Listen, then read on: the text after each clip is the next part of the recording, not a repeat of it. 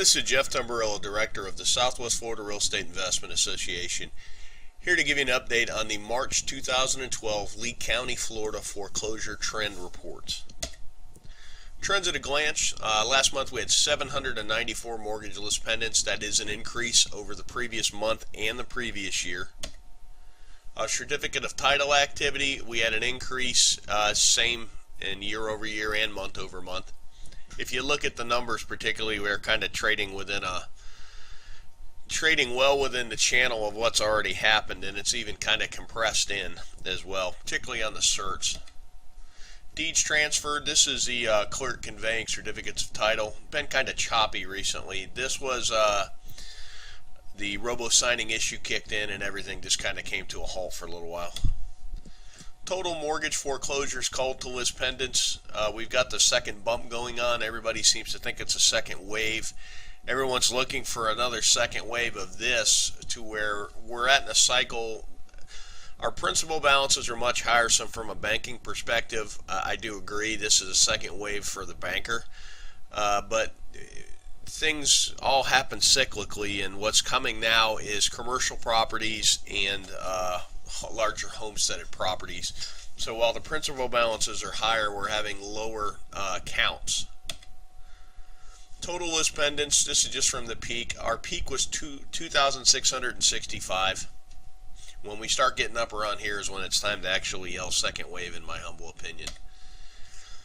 This chart right here shows you the it's got both the deeds and the list pendants on here, and as it's widening right now means we're building caseload. Basically, as the blue line sits on top of the pink line, we're building caseload. When the pink line sits on top, we are reducing caseload, meaning we're putting more in than we are when we're increasing caseload. We're putting more list pendants in the system than are coming out via certificates of title. We have another port redo where we report the Lee Clerk's office, their disposition numbers, that also is relevant to this as well. If you're on the REIA homepage, it should be the next video below this one. You should watch that as well. Top 10 list pendants filers, we have 164. We're from Bank America, 20.65%.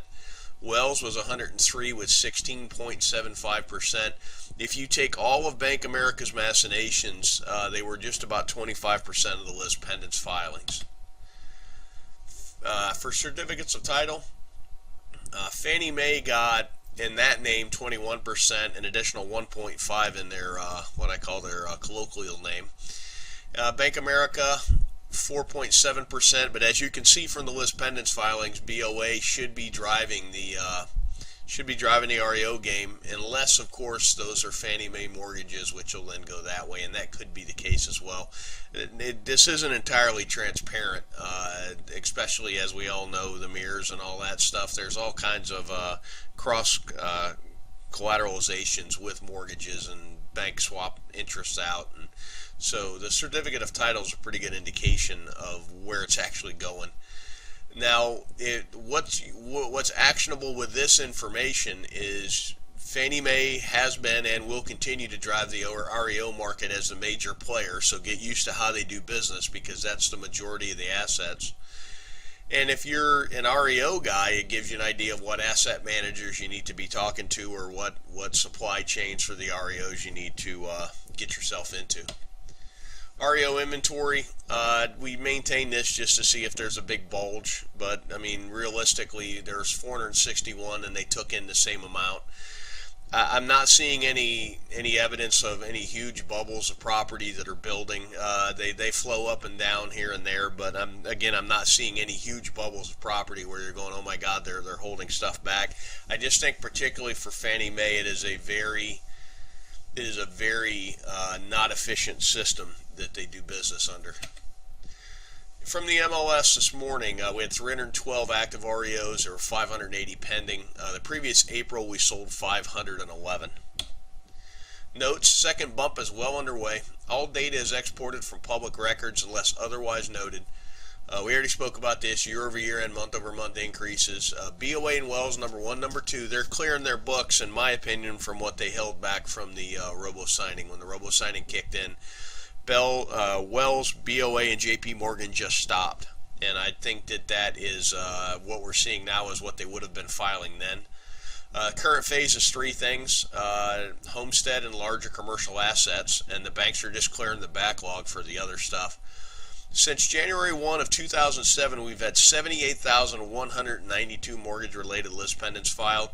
From January to the end of 07, the MLS shows we sold 47,022 residential transactions.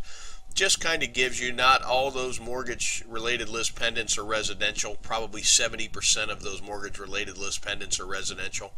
But it just kind of gives you a launch point to think about how many we've had versus how much we still need to probably dispose of. Tell you about a great event we got coming up. We've got our luncheon this Thursday. That's the 5th. It's at the Olive Garden, 12870 Cleveland Avenue. Our topic's going to be contractor do's and don'ts for real estate investors. The Green brothers are going to be giving this talk. Not only are they contractors, they're also real estate investors. They collectively own over 40 properties and have recently started buying commercial properties as well. So it should be a great talk, and the fact that the speaker gets both sides. And here lately I've had some REIA members come to me with contractor issues. So if you have any questions, you can always shoot me an email, jeff@SWFL REIA.com. Thanks for watching this video, and I hope you make it a great day.